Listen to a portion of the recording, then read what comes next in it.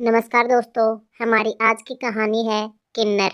मुझे उस औरत से सख्त नफरत थी और आज नवरात्रि के आखिरी दिन तो उसने हद ही कर दी। स्त्री अंग पर प्राइज टैग लगा उसे बेचने वाली होकर एक दिन तो उसने 9 दिन देवी माँ की मूर्ति को स्थापित कर अपने अपवित्र मकान में रखा और दूसरे आज विसर्जन के लिए मूर्ति भेजते समय लाल साड़ी पहन सिंदूर से मुंह पोत सिर घुमा घुमा के वह ऐसे नाच रही थी जैसे उसमें देवी माँ खुद प्रवेश कर गई हो। मेरा घर उसकी गली के सामने ही था, सो सब देख पा रहा था। देवी माँ और एक वेश्या के शरीर में माँ का ऐसा अपमान, ऐसे विचार आने पर भी मैं कैसे अपने आप को संयत कर खड़ा था, ये मैं ही जानता था। उस औरत के मकान में रहने वाली और दूसरी अन्य भी जाने कहां कहां से लड़कियां आ आकर उसके पैर छू रही थी।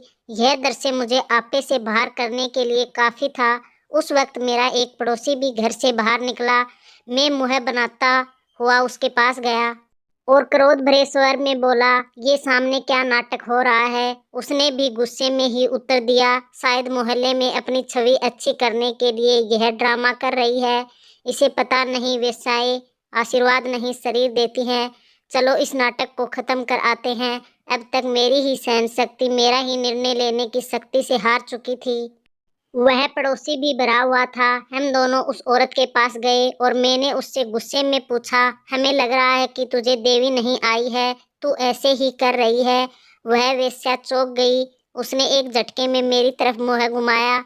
मैंने जीवन में पहली बार उसका चेहरा गौर से देखा। धब्बेदार चेहरे में उसकी आंखों के नीचे काले घेरे आंसुओं से तर थे। वह मुझे घूर कर देखती हुई लेकिन रे शब्दों में बोली, हाँ आपको ठीक लग रहा है। उसके डर को समझते वक्त यह भी समझ में आया कि पहले कदम की जीत क्रोध को गर्व में बदल सकती है। उसी गर्व से भरकर मैं अब आदेशात्मक स्वर में बोला, आगे से ऐसा नहीं होना चाहिए, लेकिन तुमने ऐसा किया ही क्यों। उस वेश्या ने काले घेरों के आंसू पूछते हुए उत्तर दिया, क्योंकि मैं भी माँ बनना चाहती हूँ। तो दोस्तों, हमारी आज की कहानी कैसी लगी? अगर कहानी पसंद आई है तो लाइक कमेंट शेयर और चैनल को सब्सक्राइब जरूर कर लीजिए।